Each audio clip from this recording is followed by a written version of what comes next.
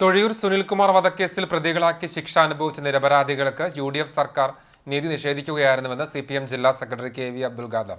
കേസിൽ പ്രതി ചേർത്ത് ശിക്ഷ അനുഭവിച്ച ബാബുരാജ്, ബിജി, റഫീഖ് എന്നിവർക്ക് നഷ്ടപരിഹാരം നൽകാനുള്ള സർക്കാർ തീരുമാനത്തോട് പ്രതികരിക്കുകയായിരുന്നു അദ്ദേഹം.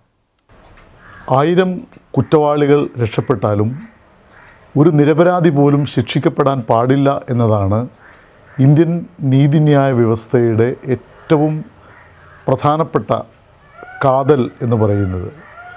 ഇവിടെ ആ വ്യവസ്ഥ നിർലജ്ജം നിരാകരിക്കപ്പെട്ട സംഭവമാണ് തൊഴിയൂർ സുനിൽ വധക്കേസിൽ ഉണ്ടായത്. പോലീസിന് തന്നെ പിന്നീട് കിട്ടിയ ചില ഇൻഫർമേഷൻ, അപ്പോഴേക്ക് UDF ഗവൺമെൻറ് പോയി കഴിഞ്ഞിരുന്നു. അതിൽ ഈ കുറ്റകൃത്യം നടത്തിയത് ചില തീവ്രവാദ സംഘടനകൾപ്പെട്ടവരാണ് എന്ന് വ്യക്തമായി. പക്ഷേ പോലീസ് ഇക്കാര്യത്തിൽ ഇളകാൻ തയ്യാറായില്ല. 1994 ഡിസംബർ 4-നാണ് BJP പ്രവർത്തകനായിരുന്ന സുനിൽ കൊല ചെയ്യപ്പെടുന്നത്. ഈ കേസിൽ അന്നത്തെ UDF ഗവൺമെന്റിന്റെ കീഴിലുള്ള പോലീസ് പ്രതികളായി ചേർത്തത് ബിജി, ബാബുരാജ്, ഹരിദാസ്, റഫീഖ് തുടങ്ങിയിട്ടുള്ള പ്രതികളെയാണ്. പോലീസ് 3-ാം മുറ പ്രയോഗിച്ച് പ്രതികളെക്കൊണ്ട് കുറ്റസമ്മതം നടത്താനുള്ള ശ്രമം നടത്തി. പക്ഷേ പ്രതി ചേർക്കപ്പെട്ടവർ നിരപരാധികളായതുകൊണ്ട് ധീരമായി ചെറുത്തുനിന്നു. ഒരുപാട് മർദ്ദനങ്ങൾ ഏറ്റുവാങ്ങിയെങ്കിലും അവർ തങ്ങളുടെ നിലപാടിൽ ഉറച്ചുനിന്നു. എന്നിട്ടും ഇവരെ പ്രതികളാക്കി റിമാൻഡ് ചെയ്ത് ജയിലിലടച്ചു.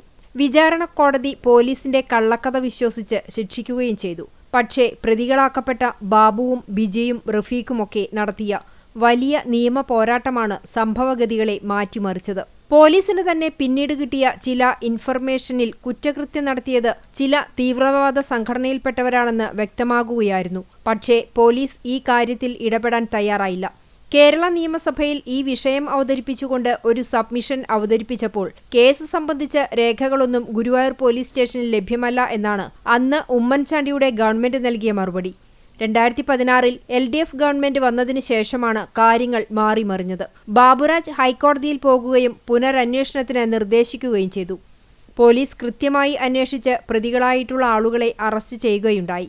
അവർ ഈ നാട്ടിൽ സമാധാന ജീവിതം തകർക്കാൻ ശ്രമിക്കുന്ന തീവ്രവാദ ശക്തിയിൽപ്പെട്ടവരായിരുന്നു. ചില മുസ്ലിം തീവ്രവാദ ഗ്രൂപ്പിൽപ്പെട്ടവരായിരുന്നു അന്ന് കൊല നടത്തിയത്.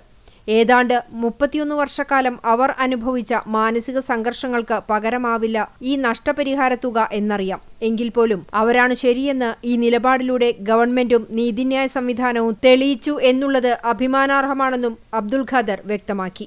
31 വർഷക്കാലം അവരനുഭവിച്ച മാനസിക സംഘർഷങ്ങൾക്ക് പകരമാവില്ല ഈ നഷ്ടപരിഹാര തുക എന്നറിയാം. പക്ഷേ എങ്കിൽ പോലും അവരാണ് ശരി എന്ന് ഈ നിലപാടിലൂടെ ഗവൺമെൻറ്റും നീതിന്യായ സംവിധാനവും തെളിയിച്ചു എന്നുള്ളതാണ് അഭിമാനാർഹം. ഇക്കാര്യത്തിൽ ബഹുമാനപ്പെട്ട ഹൈക്കോടതിയുടെ നിലപാടും വളരെയേറെ പ്രശംസിക്കേണ്ടതുണ്ട് എന്നാണ് എൻ്റെ അഭിപ്രായം.